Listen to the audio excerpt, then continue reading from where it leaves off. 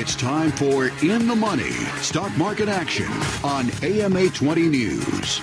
Here's Chief Market Strategist Gareth Soloway from InTheMoneyStocks.com. Good afternoon, everyone. Glad to be with you on this Sunday, April 6th, 2014. Again, my name is Gareth Soloway, Chief Market Strategist at InTheMoneyStocks.com. So let's get started. Some really interesting things this past week in the markets that we need to understand if we're going to continue to profit. And really, that's what it comes down to. I mean, we don't invest for our fun. We don't invest for health. Ultimately, we want to make money in the markets. And there is a way to do it, even contrary to Michael Lewis's latest book, Flash Boys, which talks about how the markets are rigged. And the crazy thing about this, folks, just to get right into this was probably the big hubbub over the course of the past week. It was something that, you saw literally almost fist fights on stations like CNBC between major market players over whether or not the markets were fixed and rigged and so forth. And the funny thing is, again, I just want to point this out. This is something I've said from day one. All right, so again, a lot of people acting like this is news. This is breaking news about the markets being this way. It's not news. I've told you guys about this from day one of this radio show, since the very first show in January 2014, and I've talked to my members at In the Money Stocks about this for literally years prior to this. Now, I want to clarify a couple things about whether the markets are truly rigged or not. First of all, rigged is a poor word, because what it does is it stimulates kind of the falsehood that no average investor can ever make money, and that's not true. In fact, the average investor can thrive if they just know the game. And you know what I've talked about the game. I've analyzed the game. I've told you exactly what the game is. I'm going to do it right now again. So basically, there are loopholes in the market that enable these high-frequency trading programs to scalp a penny here and there. But in all fairness, that's happened for decades, if not hundreds of years, since markets going back. You could go back, 1,000 years in markets and so forth, and that's happened. All right, the average investor, it does cost us a little bit of money, and it should be stopped, but it doesn't necessarily mean you can't make money. Now, what the game is here, and this is what we all need to understand, is the game is a way that the institutions and, in fact, the Federal Reserve, and the Federal Reserve, I believe, doesn't necessarily realize they're doing it. They're kind of gotten into this mess based on trying to save the economy and their dual mandate.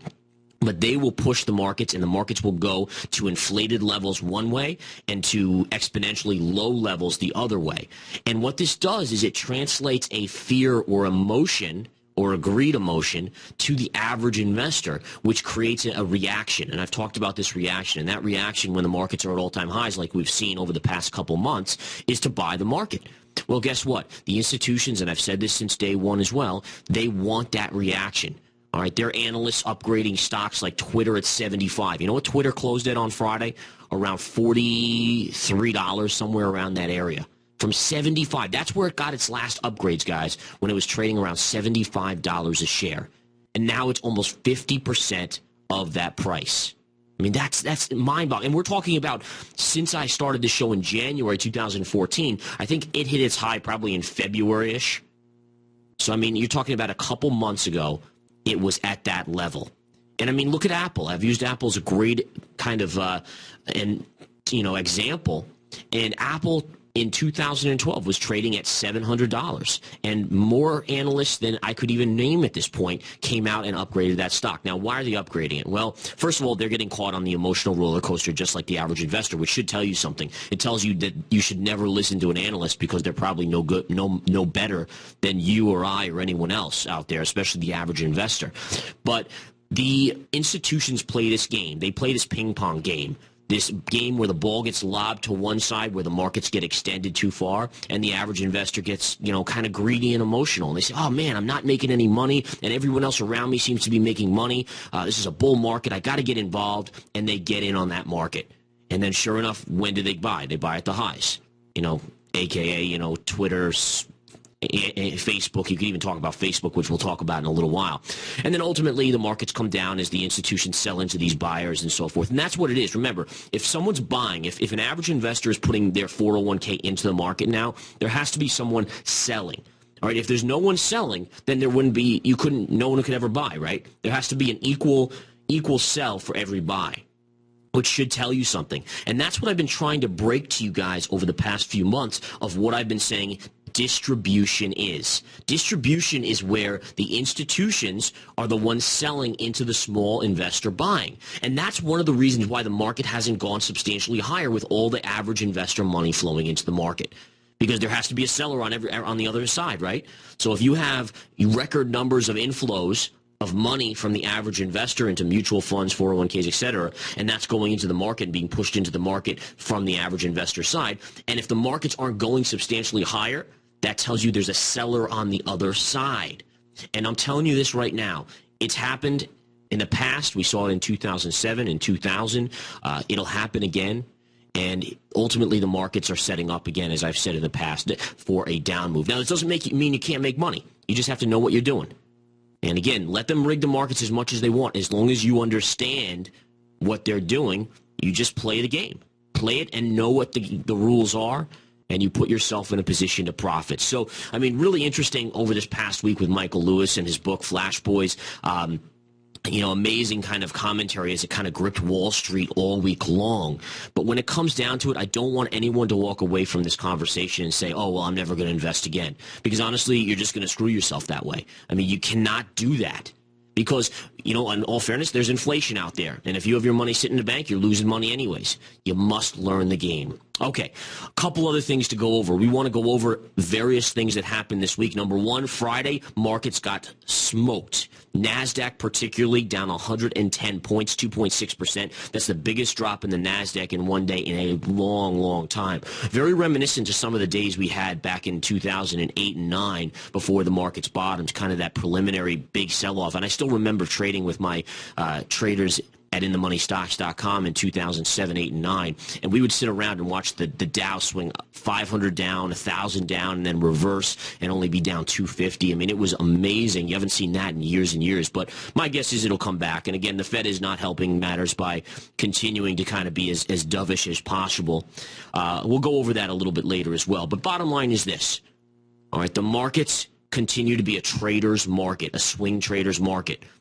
All right, there was no better example than on Friday where I had shorted some stocks with members at InTheMoneyStocks.com. And again, shorting is where you're betting that the stock is going to fall. Everyone can do it. All right, as long as in retirement accounts, they don't let you do it. That's the one place they don't let you do it. But otherwise, you can short the market. And even if you have a retirement account, you can buy an ETF that is short the market, like QID, SDS, TZA. We played some of those as calls lately and made some good money on those, especially last week.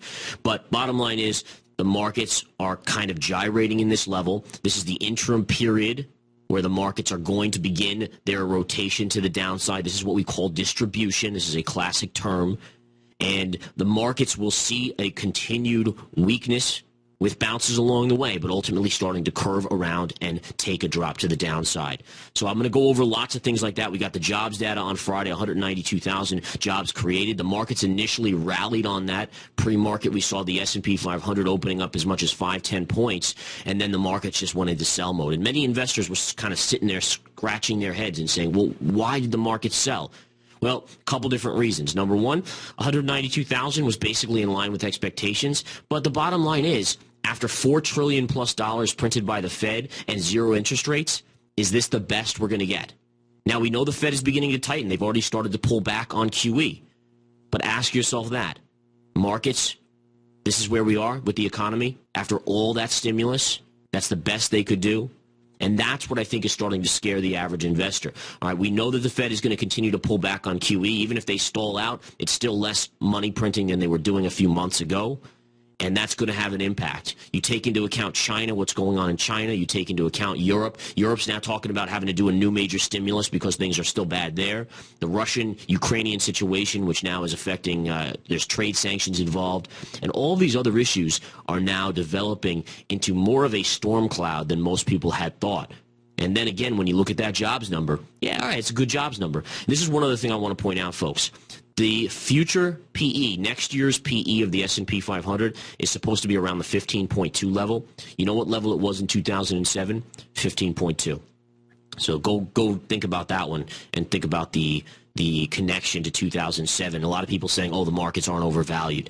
And by the way, we'll go over more things later in the show about markets being overvalued. Have you guys heard about these buybacks that every company's doing recently? The market always cheers them and the stock goes up a little bit because the company takes, $5 billion and puts it as a buyback to buy back their own shares. You know what they're doing there, right?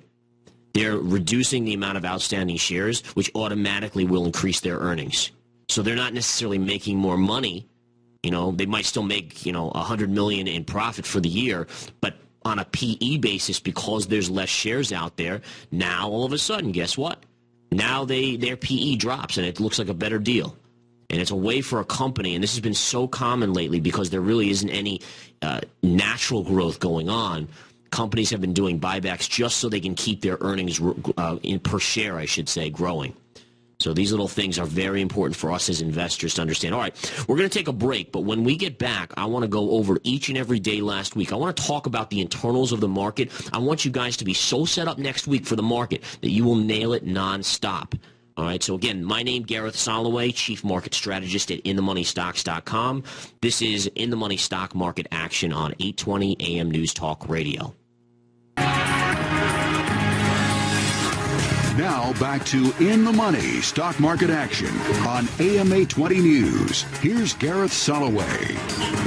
All right, back on here, folks. Great to be with you on this Sunday. And again, a lot of action to discuss. And what I want to do now, just get right into it. Let's talk about each and every day last week so we can fully understand what the market did on the particular day and what was the reasoning behind it. Because when you understand each move every day, and this is what I do for a living, is I can literally look at the charts and say, okay, well, we should get an update tomorrow. We should get a big update, a small update, or a down day, big down day, small down day.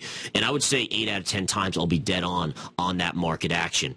And to do that, you need to go through every day and understand not what the financial media is talking about out there, but instead you need to kind of understand the internals. And understanding the internals gives you that leg up. Because remember, every average investor is listening to the financial media out there, and every average investor generally is wrong on the market. They get in at the wrong time. So that has to tell you something. Right? You need to start understanding just a little bit more. So let's get started on Monday. So last Monday, the markets opened higher. All right, now why did the markets open higher? Well, number one, we had sold off the previous Friday just a little bit. We saw some weakness going into the weekend, and the markets have been in a general phase of buy the dip. So you still have the average investor thinking it's a good time to get in the markets. The money flows every little dip. They think, oh, it's on a discount of 1%, 2%. So let me rotate some of my money into the market and try to capture the next leg up, because that's what most average investors think. Oh, the market's been going up for 4 or 5 years now. Well, why not go up 6 years? Why not go up 7 years? And if the markets were up 30% last year, maybe it'll be up 15, 20. I'll take that this year. And that mentality of looking at one particular move and thinking it can replicate year after year is a major fault. All right, the markets, you have to look at them like a rubber band. You stretch that rubber band. At first, you can stretch it a ways. As it gets further and further, it's going to want to stretch less and less. And eventually, it's going to snap back. And that's what we're getting towards here. And if you look at cycles and how long the up periods in the market have been, this is basically to the max level. This is basically there. So Monday, we gapped higher, partially on that buy the dip mentality, money rotating in. All right, we had the beginning or the end of the month, so you could call it a little bit of window dressing. But also Janet Yellen came out, and I thought this was fascinating. So just a couple weeks prior to last Monday, Janet Yellen had given us her FOMC first statement that since she was the head of the Federal Reserve. And she did a press conference afterwards where she said, hey, listen, QE is going to be done. The printing of money, we're going to end up in about 6 months from now. And 6 months later, we're going to raise interest rates. We're going to start raising interest rates. So basically 1 year out from now, raising interest rates a little bit. Not a lot, just a little bit. The markets freaked out on her. We saw that comment cause a massive sell in the afternoon period after she made it. And the markets were getting skittish. So I thought it was fascinating that the last day of the quarter, March 31st, she came out making these comments. It was almost as if she wanted to create an up day on the last day of the quarter to solidify an up quarter. And I know you might say that sounds nuts, but I'm telling you right now, the Federal Reserve's goal is to get the average investor spending. Because when the average investor goes out and buys a TV, a couch, whatever it may be, they're stimulating the economy by pushing money into the economy. Okay, so what do you think the average investor is going to feel better about going into quarter two? A slightly up quarter or a slightly down quarter? Because that's what it was setting up for on the last day, on the 31st of March. So by her making these comments, markets get a nice rally. And guess what? The quarter ended with a green quarter on the S&P 500, and now it's all in the books. It can be written in stone that we had that up quarter. So these comments came out, and the markets absolutely rallied on them, along with the buy the dippers that bought early thinking they're in great shape. Tuesday, the markets come along. Volume begins to die out dramatically. Now, why would volume die out dramatically on Tuesday, Wednesday, and Thursday? Well, because everyone just started looking towards the jobs data, the non-farm payrolls number. So remember, light volume, this is a great lesson.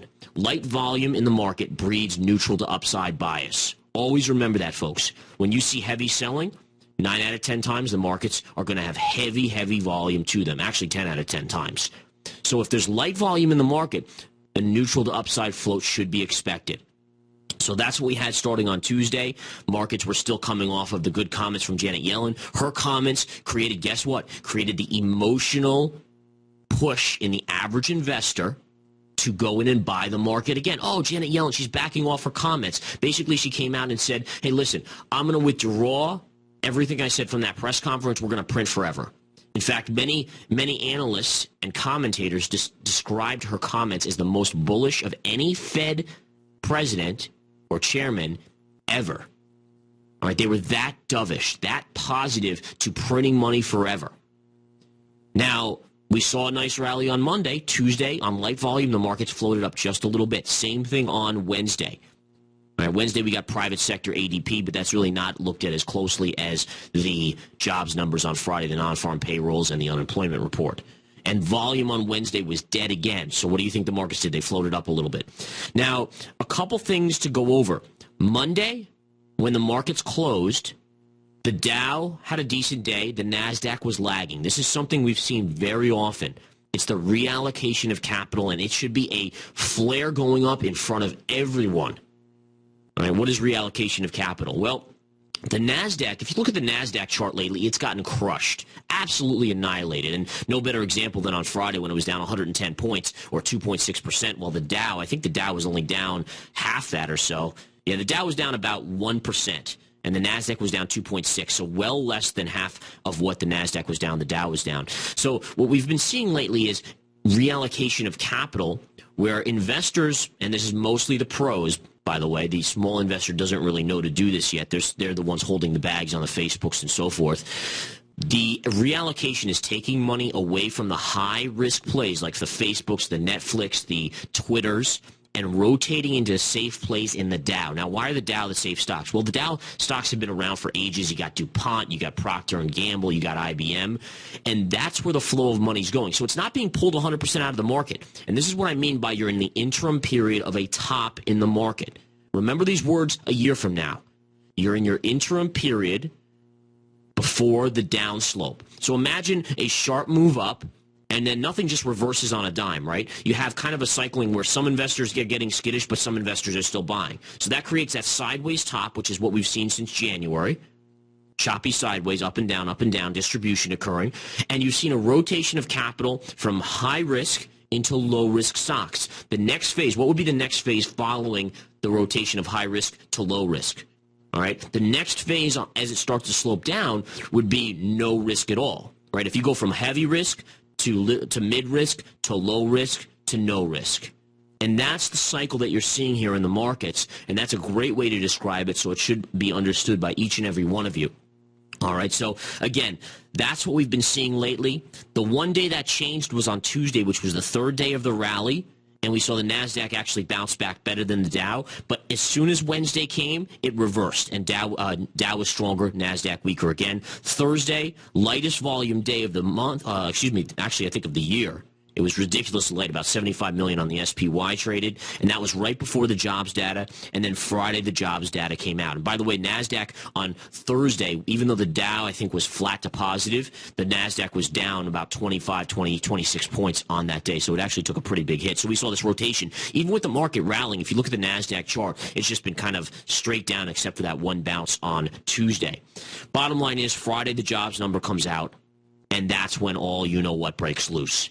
And we saw the markets collapse. Now, this is after it opened up. So, I mean, you can't say the jobs number was immediately taken as poor data, right? Because that's not really it. It's not as simple as that, okay?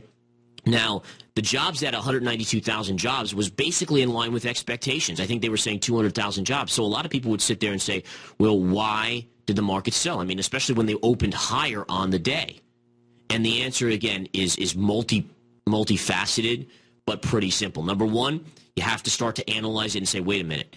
That we know the Fed is going to continue to pull back on QE, and that means less money pumped into the system. Okay, that's a sell signal right there. This is the best we've done with $4 trillion in printing of money. And again, look at the rest of the world and what kind of shape they're in. And then you have to look at it in terms of the institutions have been distributing and the small investor has been buying. Eventually, right, all right, if you have a market, let's just do a quick example here.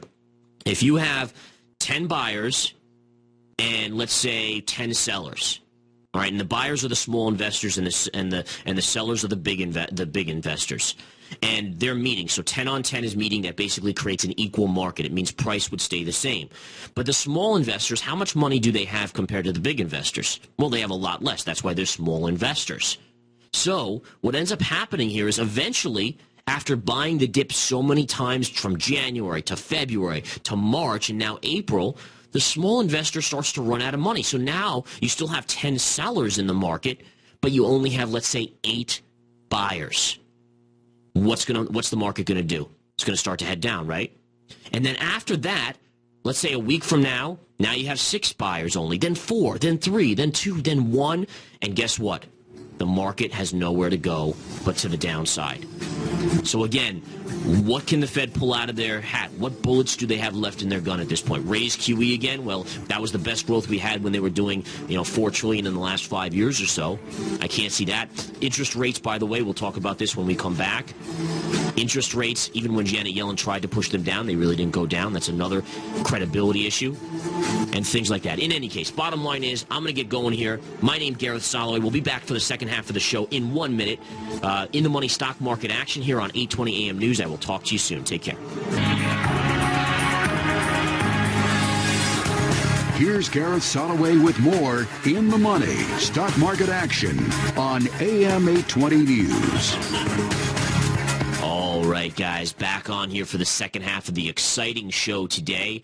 And we have a couple big things to go over. In a couple minutes, we're going to have Gwen Harmon on the line, who is with Metropolitan Ministries. And you guys know I've talked them up quite a bit over the past few months, and I've talked about how it's all about giving back. As traders and investors, I mean, especially Wall Street. Wall Street has such a bad rap. It's lately, I mean, look at the Michael Lewis book talking about the markets being rigged. I mean, just overall, how much worse can that reputation get for Wall Street? And it's up to us, those of us who do well in the markets, those of us who know the game, to help individual investors make money. And then it's also important for us to always give back. And I've said this over and over, and that's why I instituted in the latest quarter, and since the show began in January, that I would be giving out trade alerts every show. And if you guys made money on them, which you did on a majority of them, I expected you guys to just give a little bit back. And again, we talked about karma and how it will come back to you tenfold. And sure enough, I saw some of you guys donate over the course of that period. Also, if my trade alerts were wrong, I would always be donating $100 for every trade alert I misspoke on or gave out as a poor call. And by the end of the quarter, I think we had about 10 that were wrong calls and about 5 that were flat, and we still wanted to donate for that. And then I matched a couple people donating as well, and so ultimately I had about $2,000 that I was able to donate to Metropolitan Ministries. So what I wanted to do today is have Gwen Harmon on the line and give us a little bit of an update of what's going on there at Metropolitan Ministries and how all of us can help. Are you there, Gwen? I am, Gareth. Hi, how are you? I'm doing very well. Great to speak to you again. Thanks. Great to see you and speak to you as well. So, overall, we have a bunch of listeners out there all over the world and quite a bit in the Tampa area. And, I had the blessing of being able to come over to Metropolitan Ministries on Friday and see the grounds, and really an amazing operation you guys have there. So many people being helped. Could you tell the audience just a little bit about what you guys do? Certainly. Metropolitan Ministries has been operating in the Tampa Bay area for about 41 years. We serve 4 counties in the Tampa Bay area: Hillsborough, Pinellas, Polk, and Pasco counties. And what we do basically, Garrett, is we provide emergency services for people who need emergency food and clothing, transitional housing. We do a GED program on our facility. And so we're there to do all of those wraparound services that helps the family to become self-sufficient. We're more than just a bed and a blanket. You come into Metropolitan Ministries to get help, to get back on your feet, to create a plan of action for you or your families. And we were there with you every step of the way to make sure that happens. Oh, that's wonderful. That is wonderful. Now, you guys said you were around since when? About 41 years. We've been here about 41 years, yeah. And we're so blessed that because of people and supporters and donors like you and your listeners, we've been able to sustain what we do and to continuously grow. We work with about 30 other nonprofits and churches throughout this 4-county area.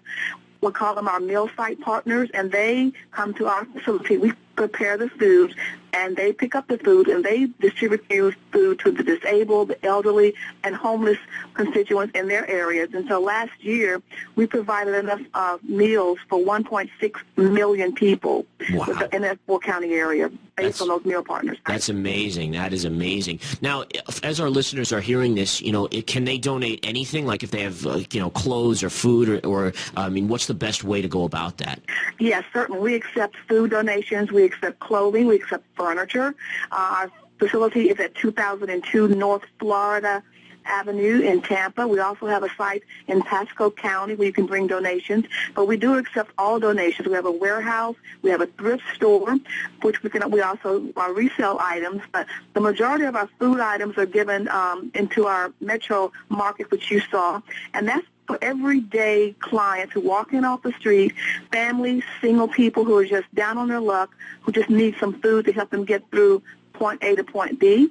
So we work with those people every day. We see about 3,500 people a month just for that particular need. So the food is always greatly appreciated. That's wonderful. That's wonderful. And folks out there listening, we have the markets at all-time highs, and, unfortunately, I don't think those times are going to last. But, it's with the markets doing as well as this, take a little time to donate some of that back if you're one of the luckier ones out there that has an investment portfolio and has done very, very well, because it really is important to pay it back a little bit, and it makes you feel good, and it helps so many people. So, I encourage that, especially based on the calls that I've given all our listeners over the past couple months. Very easy to make some money on those. It's something that usually I reserve for our paid clientele at InTheMoneyStocks.com or, hedge funds that we consult with. So, you're getting it for free, but in turn, I really hope that you take some of those profits and you're able to give it back to Metropolitan Ministries so they can help people in the Tampa Bay area.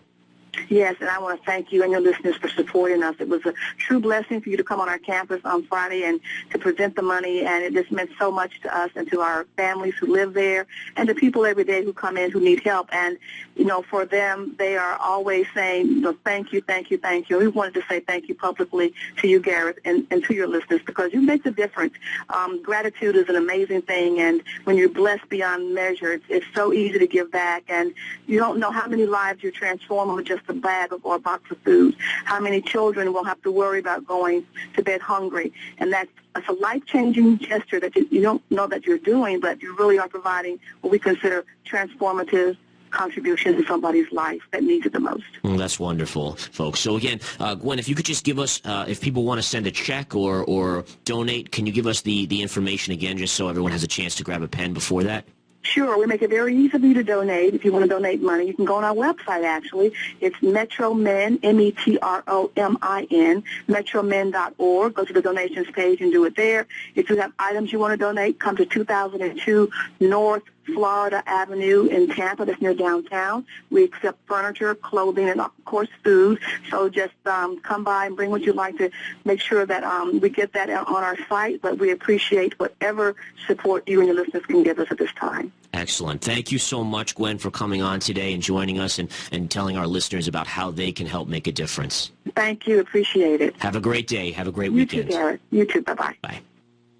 All right, guys. So really, I hope everyone just reaches in their pocket, even if it's a couple bucks. You know, it is important. And again, just make a difference. Be part of the solving of the problem rather than just kind of sitting back and saying, oh, I just made another this much in my account and great, great, great for me. Just give a couple bucks of that back. And I do promise that over the course of your life, luck will come your way and you'll have it 10 times over. So one thing about Metropolitan Ministries that I really liked, and I had never been there before, and it was an amazing experience because it was such a vast compound of different areas, and I honestly had no idea how big it was and how many people it helped. But one thing I really liked about it, and I think a lot of our listeners will appreciate this as well, is it was all about teaching the people how to fish. You know, they always say, you know, give a man a fish, feed him for a day. Teach a man to fish and feed him for life. And that was what it was. It was teaching, you know, the GED program, bringing families in, educating them, looking at why, all right, why are they having so many problems here? Can we solve that so when they go back out, they don't have those same issues again? And I mean, it's going to the root of the problem, not just glossing over it. And I think that's so important out there. So great job by Metropolitan Ministries, folks. And I do truly hope that you all give a little bit and send a little bit of money over to them. All right, what I want to do now is just get back to the markets, kind of rotate back here. And I want to talk a little bit about the Federal Reserve. Last week we saw, again, as I mentioned, Janet Yellen saying, you know, oh, I'm never mind what I said in my press conference about interest rates going up in a year. Don't worry about that. We still see the job market as weak, and we're going to make sure to stimulate this economy from here until eternity. Now, I'm paraphrasing. I'm really just kind of, you know, saying my take on what she said, but that was the essence of it. It was very dovish, which means printing, which ultimately I don't like personally because I think you got to pay the piper down the line, and I think we all agree with that. But you have to look at it in terms of what did interest rates do? Because her comments were so dovish, interest rates should have dropped because that's what the Fed has done, right? The Fed has printed trillions of dollars to artificially keep interest rates low to stimulate the economy. I mean, that's what the bias or what they've been trying to do, their plan of action. And what I thought was so interesting that is that on Monday, when she made these comments, interest rates did not really go down. All right. In fact, even when she made the comments the previous couple weeks about the interest rates going up, interest rates didn't really go up that much either. They fluctuated slightly, but they didn't move. Now, what does that tell us? And this is where it becomes even more important for as an average investor to understand, because interest rates are the main reason or the main way the Federal Reserve can manipulate the market and stimulate it. All right. For instance, a lot of average investors think that the Federal Reserve sets interest rates. That's what it is, but that is not true. Interest rates are set naturally in the open market. Now, the Fed, by printing a lot of money, can force interest rates low, but eventually, if the market wants to, interest rates can rise without any care about what the Federal Reserve is saying. And my concern with this, and what kind of worried me so much about this and what the writing on the wall is telling us, is that if Janet Yellen, the Fed chair, makes these comments and interest rates do not move, what does it mean? It means the Fed is beginning to lose credibility. Now, to me, I didn't have any credibility in the Fed for years. I mean, that's just the nature. Actually, since Greenspan and before that, just looking at what he did and how he created the last bubble. Anyone of intelligence that understands and has the information to understand is going to know that the Federal Reserve is the culprit behind every bubble. They always try to solve the problem, but their solving problem techniques is to print lots of money, which creates another bubble. And that's what's been going on here. But the average investor doesn't understand that. They don't see that. They don't know that. They've been listening to what Wall Street's been feeding them. Oh, the Fed's great, the Fed's great, the Fed's great, because they make the stock market go up. Well, that's great. They make the stock market go up, but then when you lose 50% of your money in the next crash, it's not so great. And then who do we blame? Well, we blame the banks. Yeah, they're partially to blame, too. Of course, the banks have some blame there, but it really goes to the root of the banking sector, which is the Federal Reserve. Remember, it's the Federal Reserve Bank. All right, who's the head? All right, let's talk about, when in the ancient days, when there was a king, right, and he had lots of his knights out there and stuff like that. When another army came in and overthrew Did they leave the king there and say, oh, well, it wasn't the king's fault. It was the knight's fault. They were the ones fighting the battle. No, it has to go to the root of the problem. And the root of the problem is the Federal Reserve. And Michael Lewis's book, I'll tell you, it was amazing because I was sitting there as I was listening to some of this commentary and the 60-minute. I told you last Sunday to watch that Sunday night 60-minute piece, and I hope a lot of you did. But he was talking about the markets being rigged, which is something I've said for a while. And believe it or not, when I first went on this show in January and started In the Money Stock Market Action, I was actually fearful. I was fearful in a way for my life. And I know that sounds ludicrous, but you don't mess around with these guys. All right, these guys have more money than the big man upstairs. I mean, it is ridiculous. And at first I was a little cautious. I was like, all right, listen, I'm going to cross this bridge. I'm going to cross this bridge and talk about some things to the average listeners and let them understand what's going on, the average investor. And it's one of those things where you got to wonder what the repercussions could be. What could the repercussions be? And now that he started to talk about it, definitely takes some heat off of me, and I feel more free. I mean, now by no means am I the top dog out there talking about this type of thing. But it was something that I thought twice about. I said, do I really want to do this? Do I want to step into this line of fire? And, ultimately I did, and I think it's for the right reasons, and I made those decisions based on my beliefs that the average investor needs to be educated in what the game is going on here and how to compete with the game and actually profit from the game. So, in any case, just to mention that, what I want to do was actually, we're going to take a quick break here. And when we come back, we're going to go over the coming market action for this week. We're going to give out trade alerts. We're going to go over last week's trade alerts. And we're going to set the table because I'm telling you right now, there are stocks out there that are getting pounded that you're going to hear fearful commentary on in the financial media. And this commentary is going to lead to more selling in these stocks, but ultimately an amazing buying opportunity for easy money on the long side. So when we come back, I'm going to discuss these plays. My name is Gareth Soloway, Chief Market Strategist at InTheMoneyStocks.com, and this is In the Money Stock Market Action on 820 AM News Talk Radio. Now back to In the Money Stock Market Action on AM 820 News. Here's Gareth Soloway. Welcome back, everybody, and great to be with you again on this Sunday as we get into the final countdown of the show. I want to make sure we get to the nitty-gritty stock trading tips, picks, and how to make money in the coming week. I mean, what's the market going to do this week after a huge drop? And I have to say, can they save the market again? That's going to be the big question because the cycle we've seen has been very much down 3 days, up 3 days, down 3 days, up 3 days, down 3 days, up 3 days. And they've seemed to come out of the woodwork and somehow save the markets on that kind of buy the dip mentality. But I'll tell you one thing. You look at the NASDAQ on Friday down 110 points, 2.6%. Now, that's a market. We're not talking about Facebook here. We're talking about an actual market down 2.6%. If you look at the drops on Facebook, Twitter, and some of these other places like Netflix, I mean, these stocks are now in bear market territory. These were the darling stocks of the last couple years. And now they're in bear market territory down 20+% from their highs. Will the average investor still step up? And this is my one thought process here. Okay, so the average investor has been pretty resilient in terms of buying, right? I mean, that's why the markets, again, go up, and then the institutions sell into them, and then the markets come down and so forth. But what my concern is that it may not happen this time, at least not to the extent that we would all, think if the market can bounce all the way back. And the reason why I'm concerned about that is because the average investor had major erosion of confidence last week. All right, not only are they seeing stocks like Facebook and Netflix and all those get hammered, but when you have a book and commentary in the financial media come out about how the markets are rigged. And again, remember, when I say rigged, make sure you understand my definition is not that you can't make money. When you hear rigged, you generally think, what's the point of investing? You can. Make sure you understand that. But the average investor, when you hear that and you don't really look into it, you probably do think, what's the point of even investing? So you're relying on the average investor to buy the dip in this market, and now you just come out and tell them that it's rigged? What do you think the average investor is going to do? You think they're going to be like, don't big deal. Well, since it's rigged, I'll just throw in, half my life savings anyways into the market. No, of course they're not going to do that. They're going to be a lot more cautious. And this is coming after they already didn't have confidence in the market after flash crashes, after the 2007 debacle with the banks really just screwing over everyone out there. I mean, all of these types of things eroding confidence. Eventually, there's going to be a tipping point.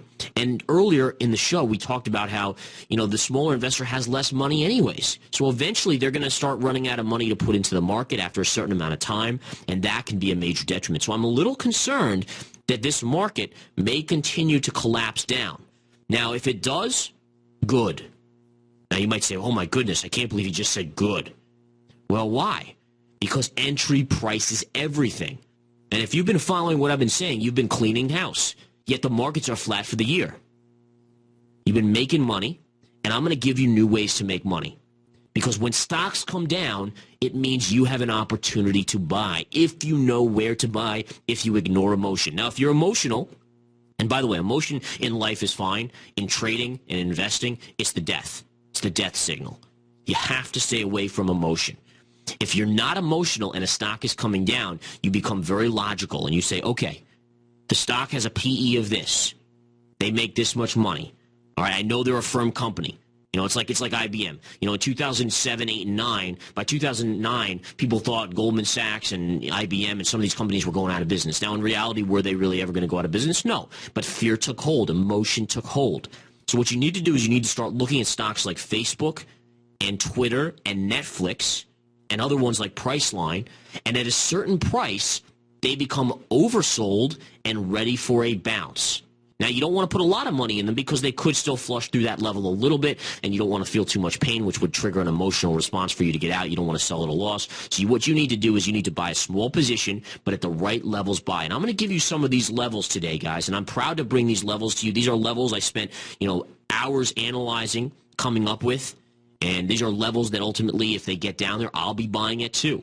And these can be our trade alerts for the coming week. But I want you guys to understand, I only want you to buy if the price target is hit, if the stock comes down to these particular levels. All right, on Priceline at $1,100 break. All right, if it breaks 1,100, that's where you want to get in on Priceline. The symbol is PCLN. All right, and right now Priceline's trading at $1,178 per Friday's close. So it needs to flush about, let's call it $80 more, which it could do. I mean, it was down $60 on Friday alone. A couple big down days here, Monday and Tuesday, and it could get there. At that point, that becomes a high-reward, low-risk opportunity to go long. Now, you guys know, for the most part, I've been shorting this market up here, and we've been doing well. But now, as stocks get punished, when they're down 20%, 15%, 25%, there becomes a certain amount of value now because you're getting it at a discount. It's like you're going to the mall, and now that pair of jeans that was $300 is now $75. All right, now there's a value to that. That's a good, solid pair of jeans. It's going to last me 10 years, and I can pick it up for $75 instead of $300. IBB, we shorted this a while back, made some money on it. It's the biotech ETF. It's trading as per Friday's close at $225. If it gets down to $214, it's a buy there. $214 on IBB, a buy. Okay? Now that's only about a 5-6% drop from here. Actually, about less. So it's not a very big fall. It was down 4% on Friday. Another big down day Monday early in the day. We could get that entry. LinkedIn, LNKD is the symbol.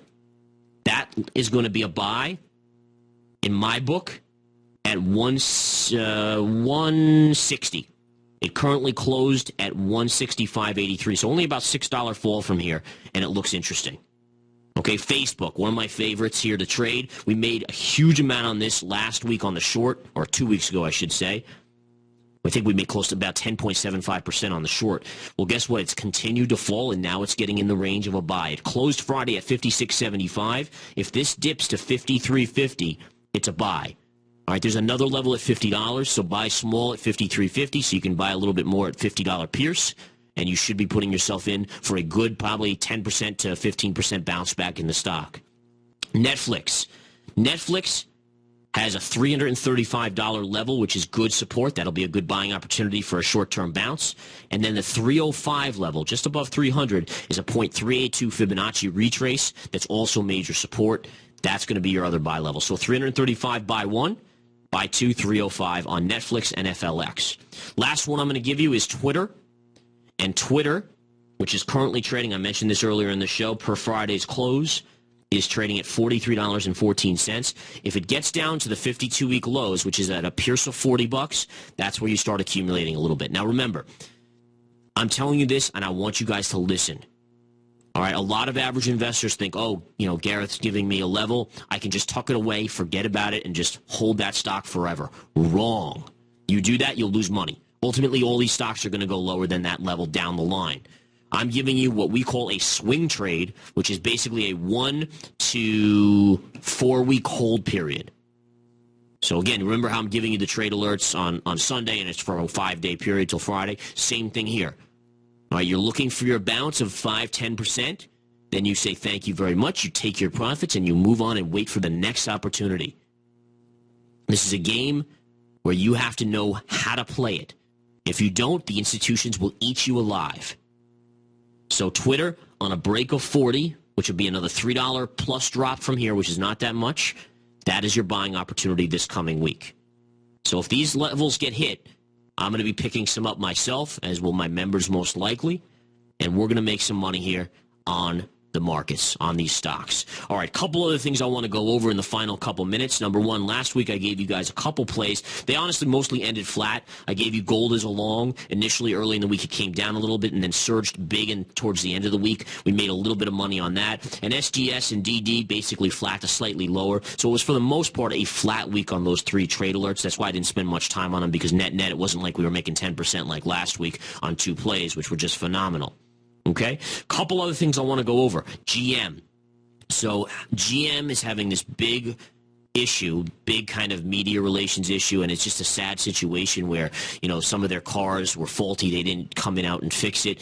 And you got to wonder, I saw the CEO of GM in front of Congress testifying quite a bit, and you got to wonder, is GM... A lot of people have asked me, is GM a good opportunity? Should I be buying it down here? I would say no, not because of this issue here, because usually once they attack the issue and get in front of it, the stock itself is probably in the bottoming phase, but more so because I don't trust this market right here. All right, even though I think the factors of GM and what's going to happen here is they've probably gotten in front of it. I think it was smart that they've really owned up to it, even though there's no owning what actually happened. It's a horrible situation, and my prayers go out to all the families affected by this. But I think in terms of the stock itself, it probably has that impacted or that factored into the stock price. What you have to now think is the market factor, and that's what worries me, folks. And a lot of people have asked me over the last month or two of why don't you want to go long? Why don't you want to go long? And, when the market dips, why aren't you buying the market, hardcore like you're shorting it when it pops up? And the answer is very simple. Eventually, this market's going to have a huge tumble. All right? It's easy for me to short the market on the highs and ride it down the 3% drops that it's been having recently, because I know at some point I'm going to wake up and the markets are going to be down another 10% and I make a huge amount of money.